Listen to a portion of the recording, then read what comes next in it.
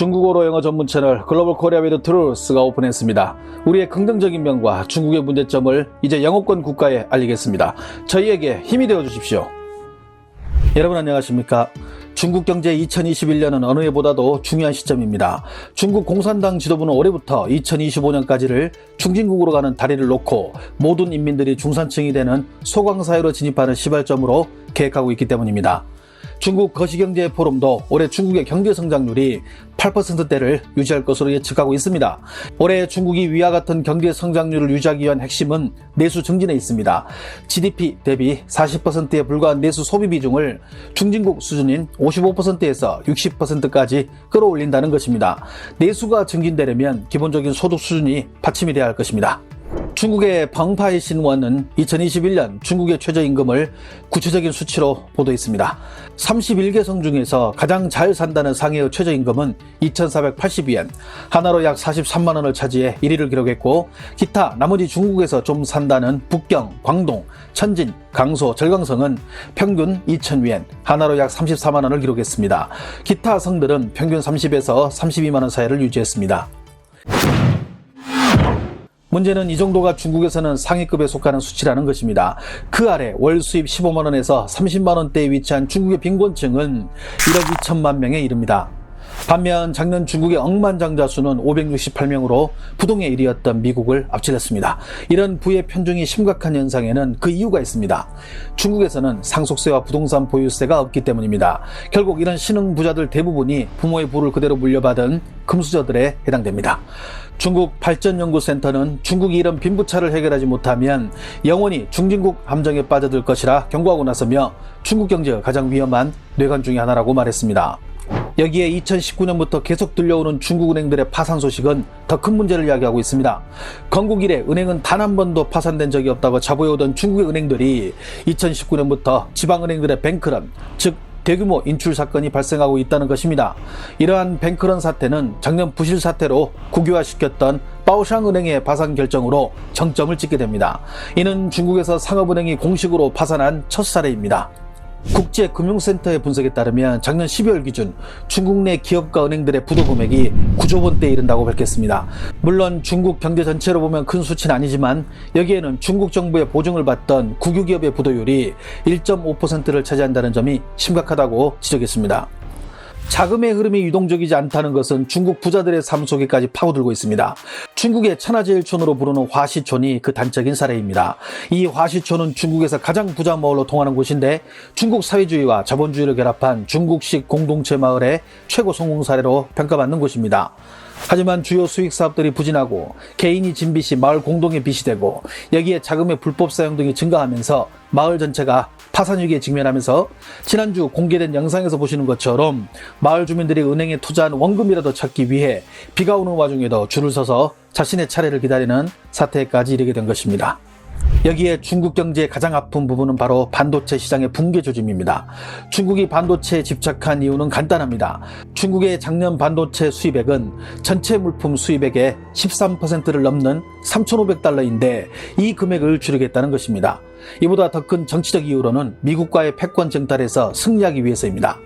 미국과의 패권 전쟁에서 승리하기 위해서는 미국 기술로부터 독립이 필요합니다. 하지만 미국이 이를 가만히 지켜볼 리가 없죠. 미국의 제재야 어느 정도 예상한 중국이지만 국가가 나서서 투자한 반도체 회사들이 수익을 내지 못해 재정적으로 자금난에 처해 심각하게 흔들리고 있다는 것이 문제입니다. 복건성의 진화 반도체, 남경의 타코마 반도체, 성도 글로벌 파운드리의 파산, 그리고 중국 반도체 굴기의 상징인 칭화, 유니그룹의 회사채 디폴트 등 반도체 관련 기업들이 줄도산을 맞이하고 있습니다.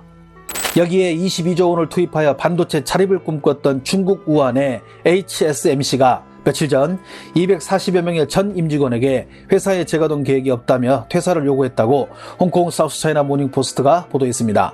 삼성 잡겠다고 중국이 22조 원을 투입하여 만든 회사가 결국 파산한 것입니다.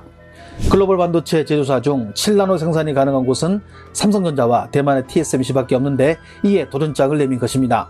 만약 이 사업이 성공하면 중국은 단숨에 반도체 세계 정상에 근접하게 되며 우한은 전염병의 근원지가 아니라 중국 중부지방의 반도체 허브가 되게 됩니다. 이 사업은 애초에 초기부터 사기에 가까운 사업으로 본 사람들이 많았습니다. HSMC 창립 멤버 3명은 모두 반도체 지식이 전무하고 그 중에 한 명은 초등학교 졸업장이 전부이고 나머지 한 명은 과거 식당 주인으로 밝혀져 충격을 주고 있습니다. 그들은 반도체 전문가로 위장해 20조 원의 투자금 유치에 성공했다며 정부의 투자금을 이끌어낸 것입니다. 시쳇말로 반도체에 대해 아무것도 모르는 3명이 국가를 상대로 22조 원의 사기를 친 것입니다. 문제는 이런 기업들이 부진에 빠지자 공산당 정부가 직접 나서 민영기업을 국영기업으로 전환시켜 정부가 다스리면서 국영기업들의 부채 비율이 계속 올라간다는 것입니다. 2015년부터 10년간 160조 원을 투입해서 2025년에는 반도체 자금률을 75% 올리겠다는 중국의 반도체 꿈은 지금도 2015년과 똑같은 15%에 머물러 있습니다. 한편 미국은 이번 기회에 중국이 다시는 기어오르지 못하게 마지막 숨통을 끊을 준비를 단단히 하는 모양새입니다. 미국은 작년에 화웨이와 중국 반도체 업체 275곳을 블랙리스트에 올려 미국의 반도체 재료와 장비의 공급을 차단하고 있지만 반도체 장비 수입의 길을 완전히 막은 것은 아닙니다. 핵심 장비는 제3국을 통해 얼마든지 사올 수 있기 때문입니다. 미국은 동맹국가의 협력으로 바로 이 부분을 차단하려 준비 중입니다. 미국 국립인공지능보안위원회 NSCAI는 이와 관련된 보고서를 미 의회에 제출했으며 바이든 정부가 이 권고사항을 받아들여 중국의 추가 제재로 이어질 경우 중국의 경제는 지금까지 겪어보지 못한 데미지를 입을 것으로 보입니다. 여기에 미국은 중국의 반격에 대비해 든든한 동맹국인 한국을 찾기에 바쁜 상태입니다.